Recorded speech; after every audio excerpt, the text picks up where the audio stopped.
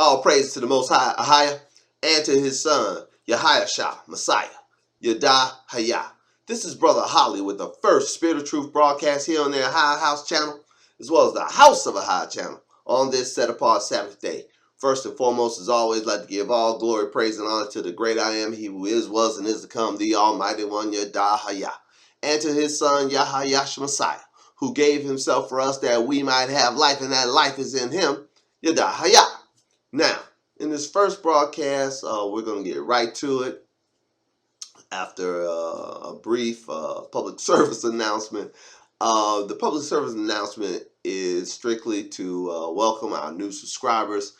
We keep gaining subscribers to these channels, and I couldn't be more happy about that. All praise to the Most High. We continue to grow as He keeps adding to the assembly those who should be saved. I'm thankful for that, and I pray for y'all. I am sincere in that it is my only endeavor here on these channels to present content for you from the scriptures that will enlighten you, that will encourage you, that will lift you up, that you'll have all joy and peace and believing, that you may abound in hope through the power of the Ruach HaKodesh.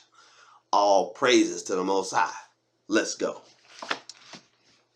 We'll be reading from the Bible King James Apocryphy version, the truth revealed and restored. Abba Father, Ahayah, Yeshaya, Kodash Akkad, Ancient Pillar Hebrew English Bible, and from the trusty Learn Paleo Hebrew Torah, Lashwan Kodash, Holy Tongue, Yasha Bible Scriptures.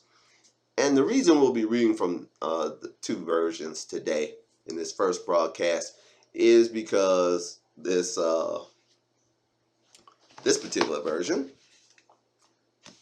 is falling apart.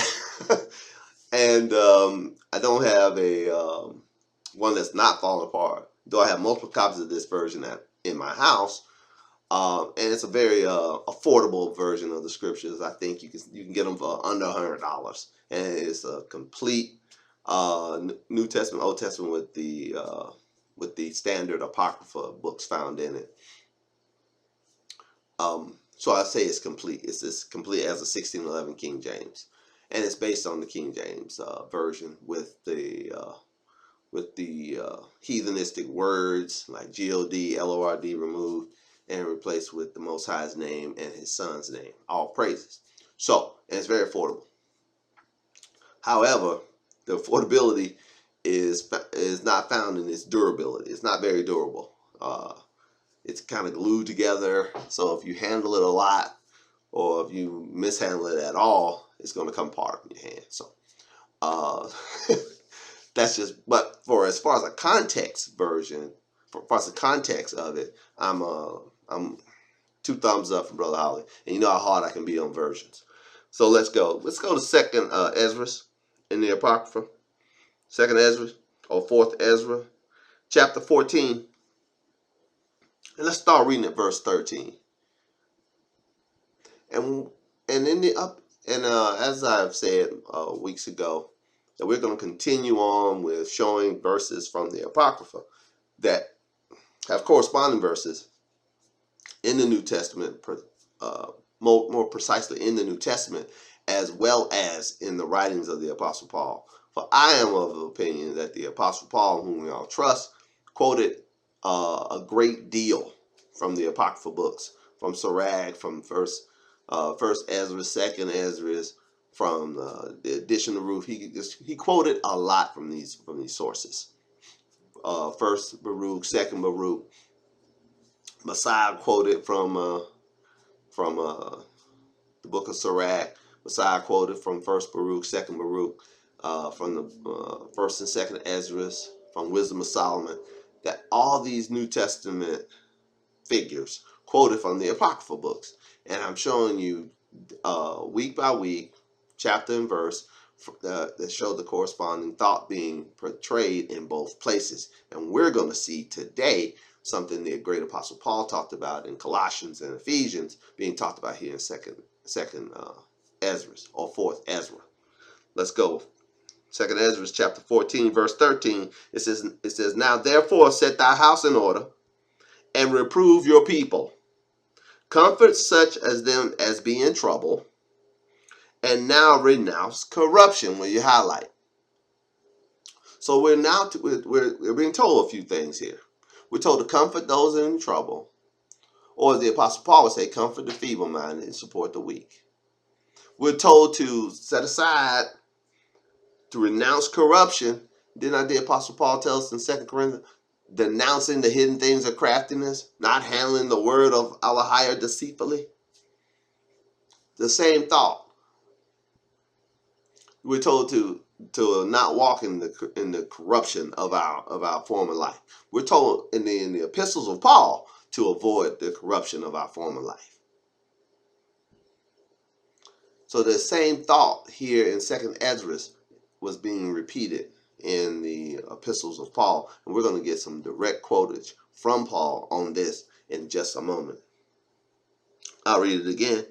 2nd Esdras chapter 14 verse 13. Now therefore set thy house in order, and reprove your people, comfort such as them as be in trouble, and now renounce corruption.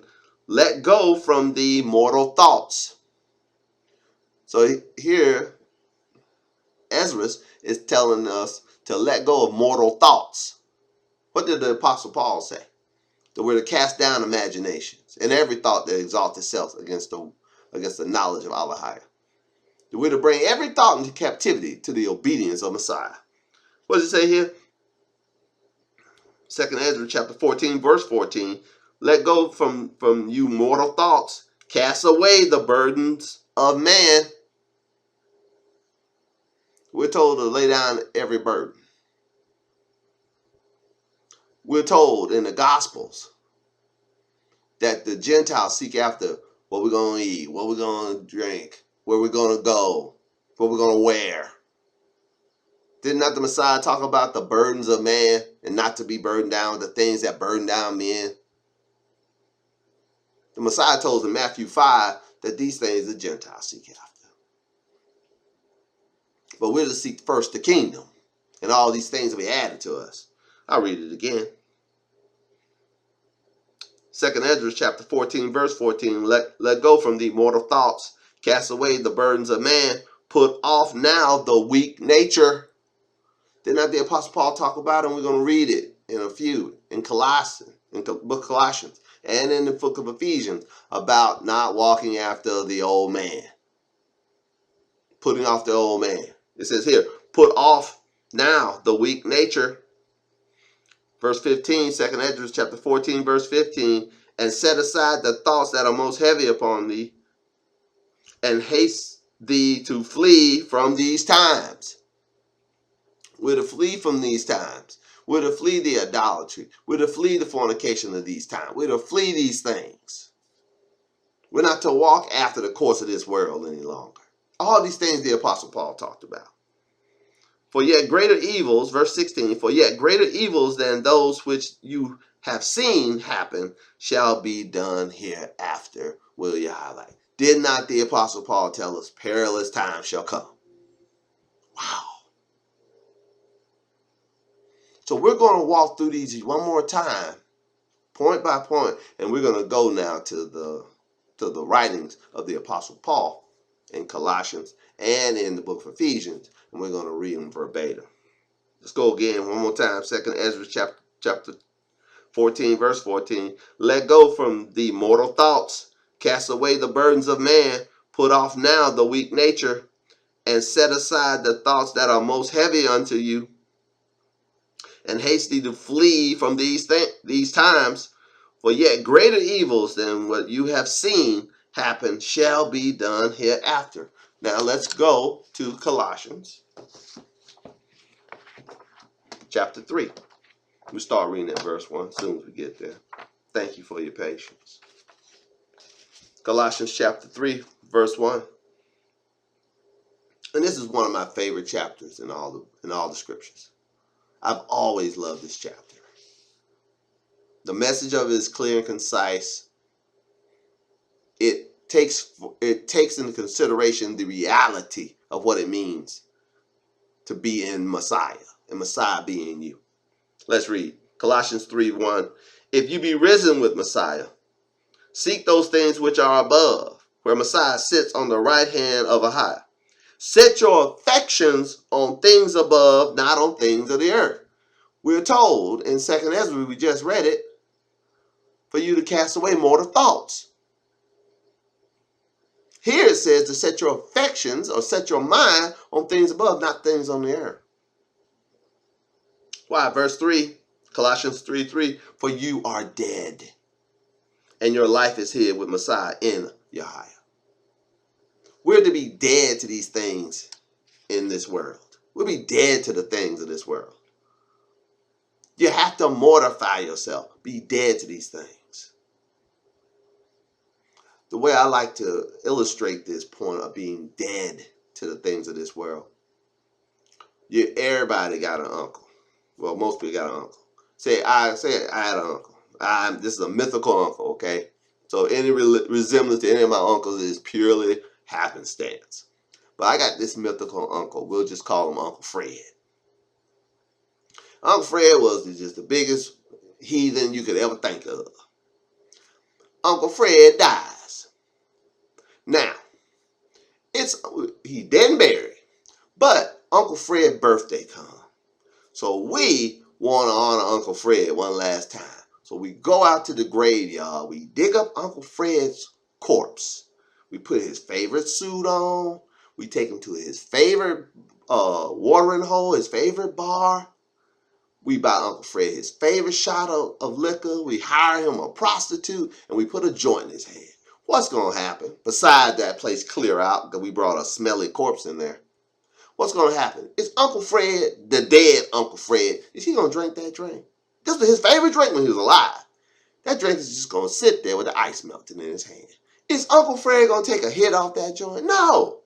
Why? Because Uncle Fred is dead. And that prostitute we bought for Uncle Fred, is she going to be able to do anything with Uncle Fred? No. Why? Because Uncle Fred, even though he's the biggest heathen we ever met in our lives, is dead. His days of sinning are over. And that's how you're to reckon yourself. Romans chapter 6 tells you the same thing. Reckon yourself indeed dead unto sin and alive unto the Most High through AHAYAH'S Messiah. Let's put off the weak nature and put on the new one. We're going to read about it. You're to think of yourself just like old Uncle Fred is in the grave. Baptism is supposed to be your burial. When you come up out of that water, according to Romans chapter 6, you're supposed to come up out of that water walking newness of life. Walk like one who's been risen from the dead. Death having no more dominion over you. Sin having no more dominion over you. You're to walk free. That's the great message of the New Testament. That's the great message of the death, burial, and resurrection. Our identification in the death, burial, resurrection, and ascension of the Most High Son, AHAYAH'S. All praises. That's what it means to be in Messiah. As Messiah died to sin, you died to it. As he was crucified, you crucified. As he was buried, you're buried in baptism. As he was raised from there, you've been raised to walk in newness of life. As he's ascended to sit at the right hand, so have you been descended to sit at the right hand in him, far above all principality and power. I'll read it again. Colossians chapter 3, verse 1. If you be then risen with Messiah, seek those things which are above, where Messiah sits on the right hand of AHAYAH.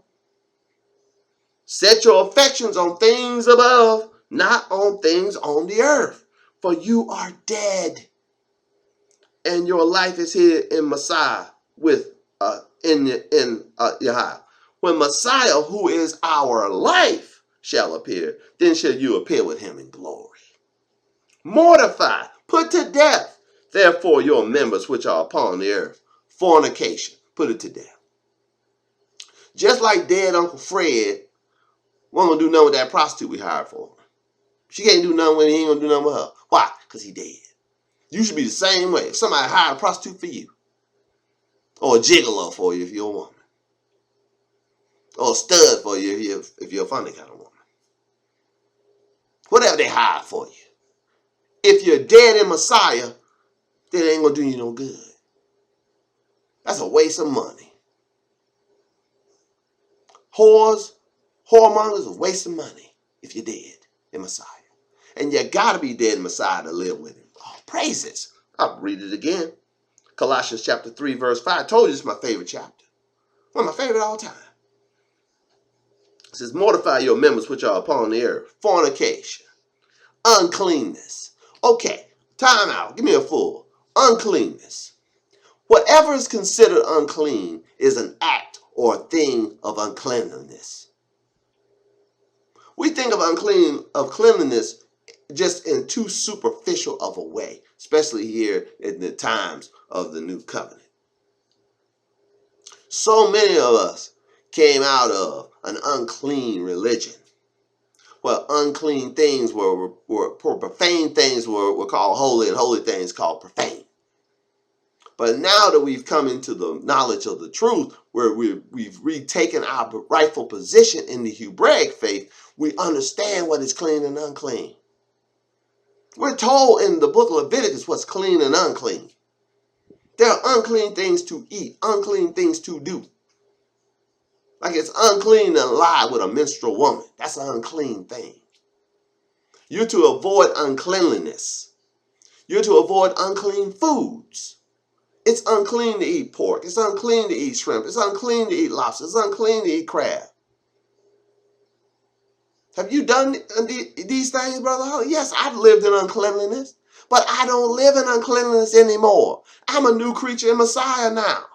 Old things have passed away. Behold, everything new now. I don't act that way no more. No, I know better. And if you know better, do better.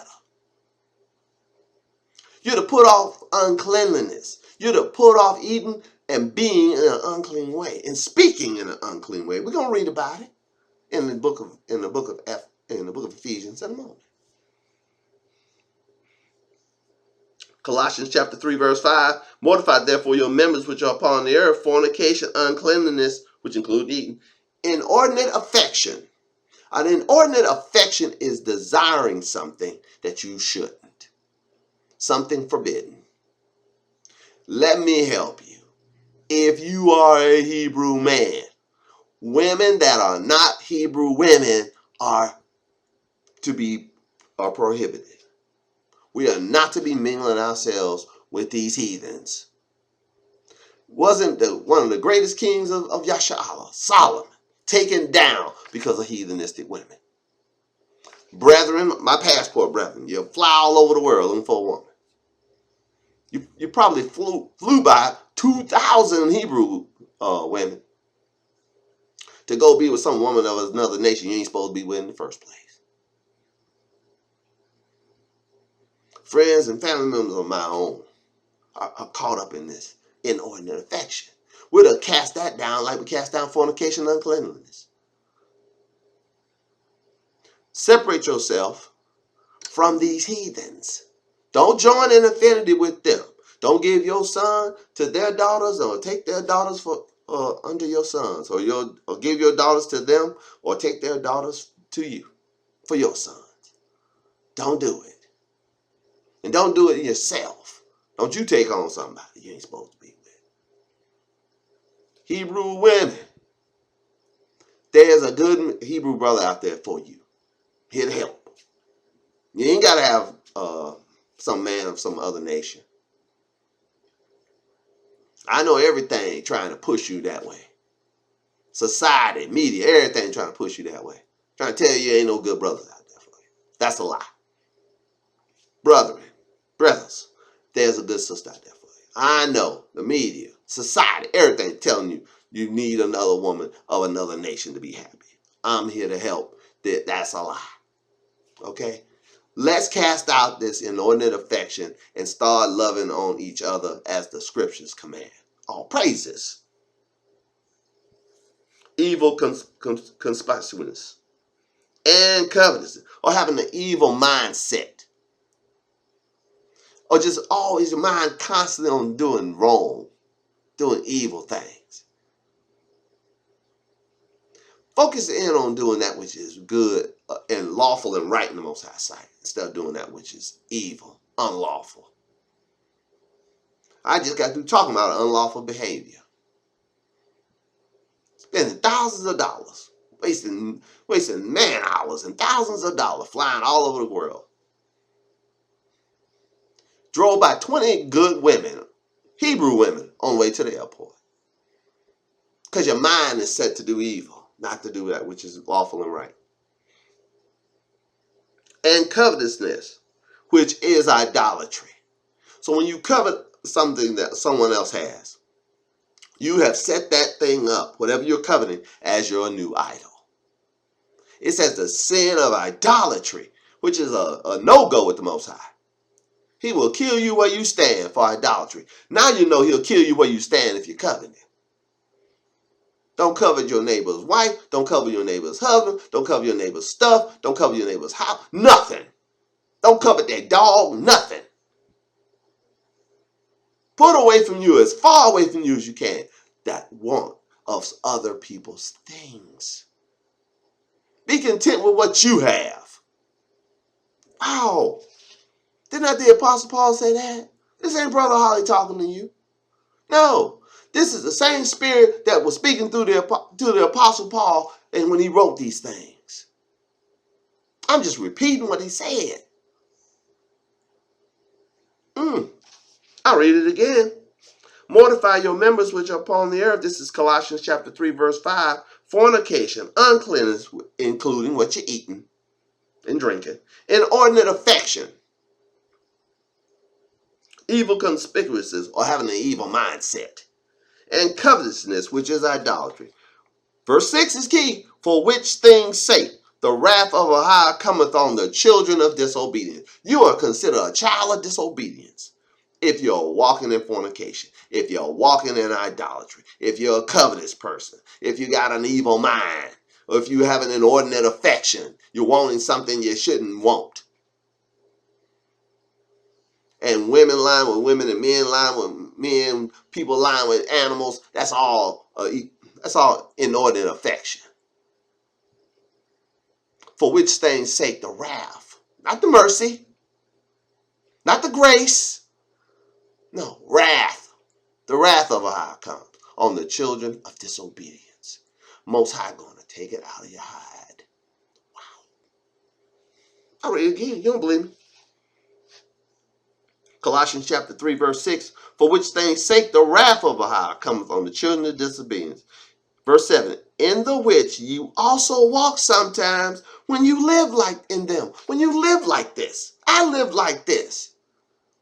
But now, verse 8, but now ye also put off all these: anger, wrath, malice, blasphemy, filthy communication out of your mouth.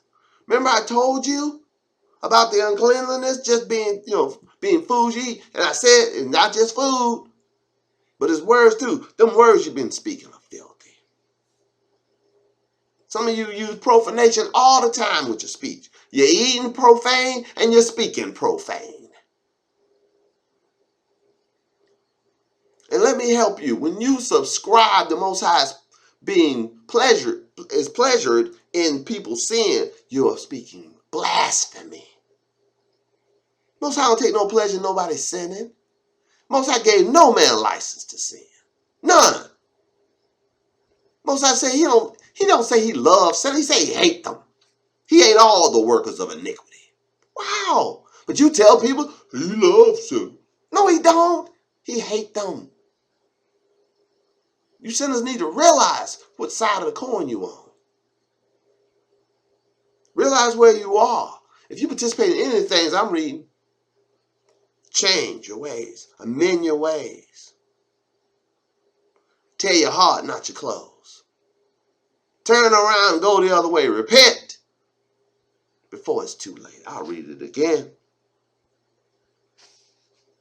Colossians chapter 3, verse 6. For which things' sake the wrath of AHAYAH comes on the children of disobedience, in the which ye also walked sometime when you lived in them. But now ye also put off all these: anger, wrath, malice, blasphemy, filthy communication out of your mouth. Lie not one to another, seeing that you have put off the old man and his deeds. What it tell you in 4th Ezra, 2nd Ezra, chapter 14? It said, put away the weak nature. The weak nature is the old man. And it says here to put away the old man and his deeds. The old man was a liar. The old man was a drunkard. The old man was a fornicator. The old man was a persecutor of the righteous. The old man was a blasphemer. You put that person away. And what we do? After we put away the old man, let's read it again.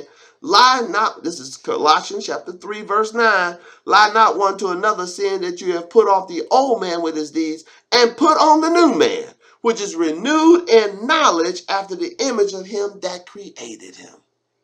The new man is a creation in Messiah. And Messiah walked in 100% compliance with the Most High's way. Wow. You are, as a new creature in Messiah, to walk in 100% compliance with the Most High's way. 100%. Not missing on the left or the right. 100%. If you say you can't do it, now you're making the Most High out a lie. He said you can. By his Spirit, he said you can. You can do all things through Messiah who strengthens you, can't you? Come on. You know I'm talking to you Constantine Christians right now. Because you're the ones that buck up against this. Every time we start talking about walking free of sin, you get all bent out of shape. Once again, you got to be like old Uncle Fred. You got to be as dead as old Uncle Fred is when it comes to sin.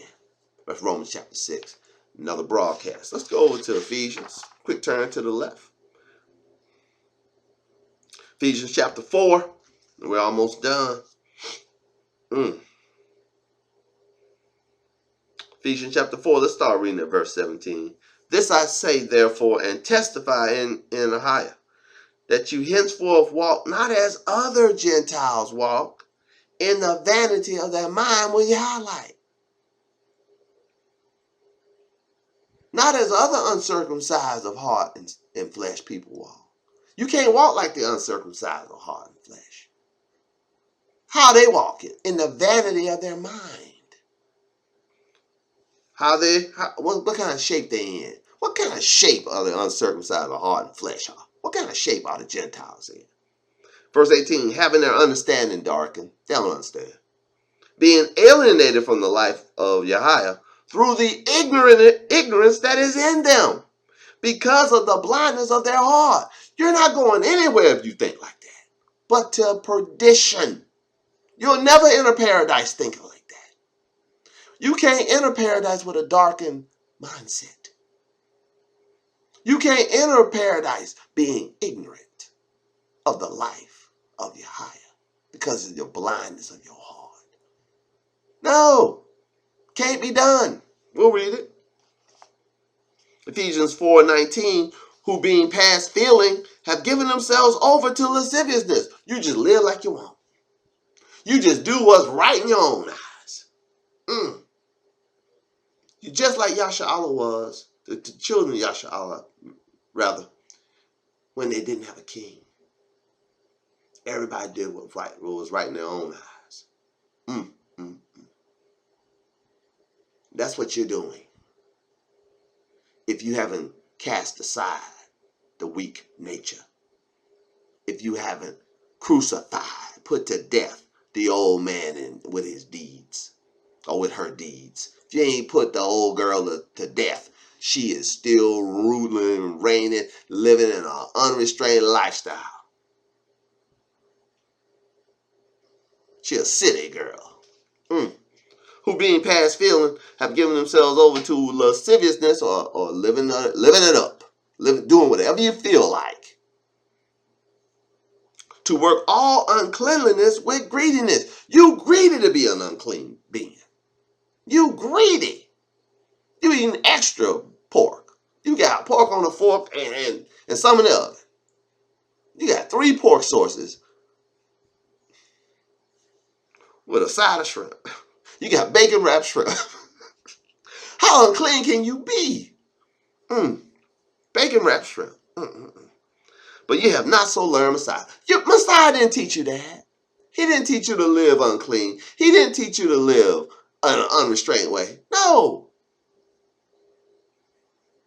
He would teach you to live a meek and lowly life.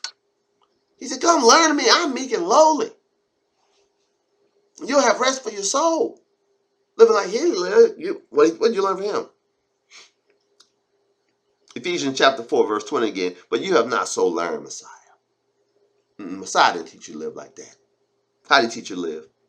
If so be that you have heard him and have been taught by him, as the truth is in AHAYAH'S. You got to hear AHAYAH'S words and be taught his words. Because that's what the truth is in his words. Here's what teaching of AHAYAH'S will teach you. Here's what the teachings of the Messiah will teach you. That you put off concerning the former conversation, the old man, which is corrupt according to deceitful lusts. That's what you're going to be taught. You're going to be taught you need to be born again. Without being born again, you ain't going to enter the kingdom. You're going to be taught that when you come to and hear the Messiah speak. Preach. And be renewed in the spirit of your mind. Remember we talked about your old corrupt mind in Colossians chapter 3? Your full of evil thought mind. You got to be renewed in the spirit of your mind. Or the voice of your mind has to not speak evil no more. It ain't going to be leading you to evil no more. It's going to be leading you to follow righteousness. Let's keep reading.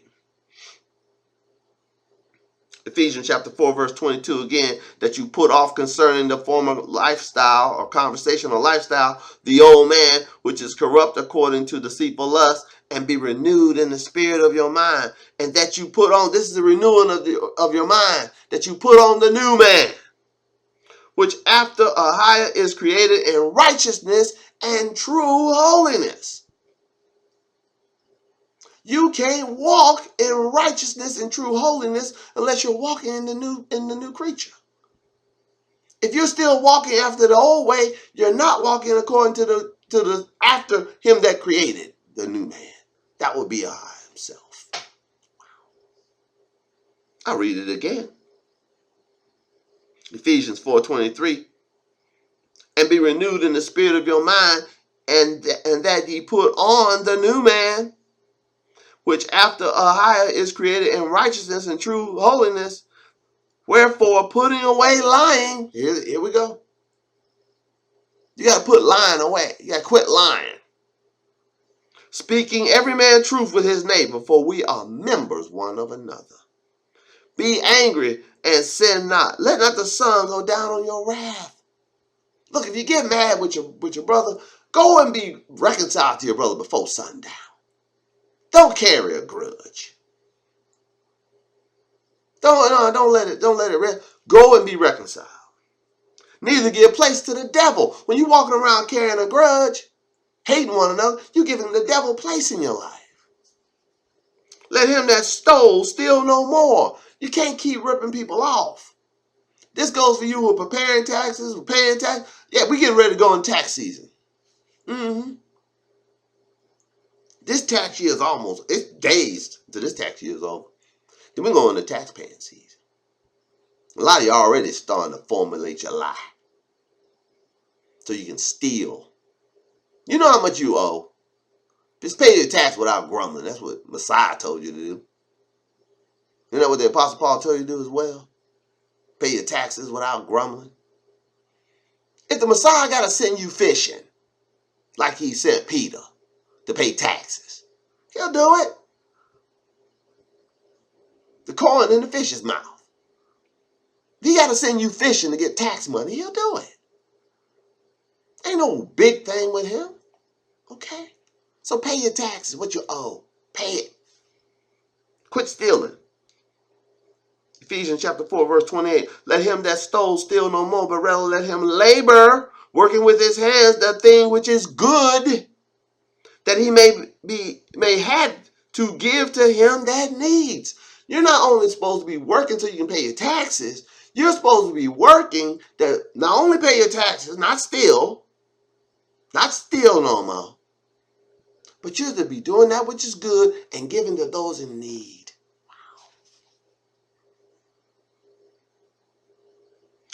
Let no corrupt communication proceed out of your mouth, but that which is good to the use of edifying.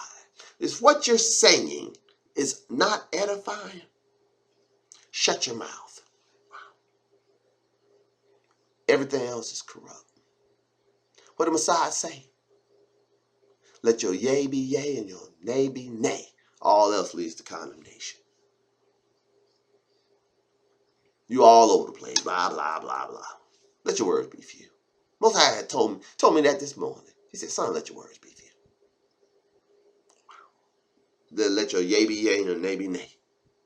All you going to do is yep. All you going to do nope. All else leads to condemnation. We're going to have to start living exactly like the Messiah said to live.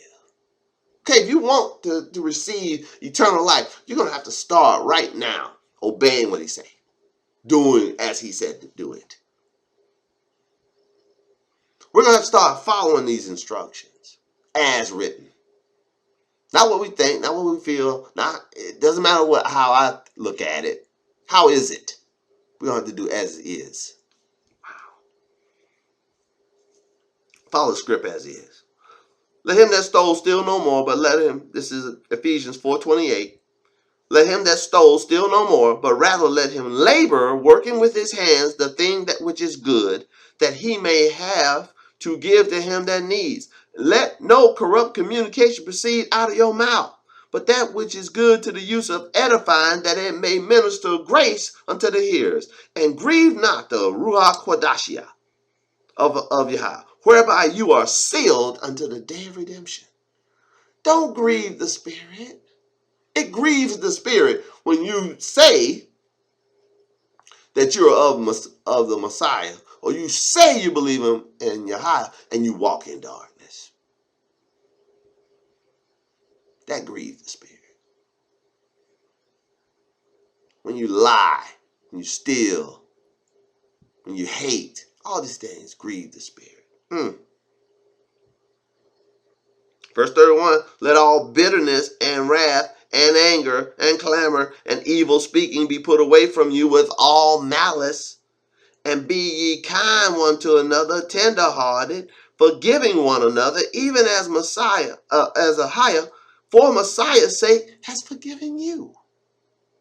Ephesians 5:1. Be ye therefore followers of AHAYAH as dear children, and walk in love as Messiah has loved us and has given himself for us, an offering and a sacrifice to AHAYAH for a sweet-smelling savor. But fornication and all uncleanness and covetousness, let it not be once named among you who become the saints. For this we know, that no whoremonger, nor unclean person, how do we define unclean? The way the Most High defines it. He has the profane and the clean. He has the clean and the unclean, the profane and the holy. He determines what's clean.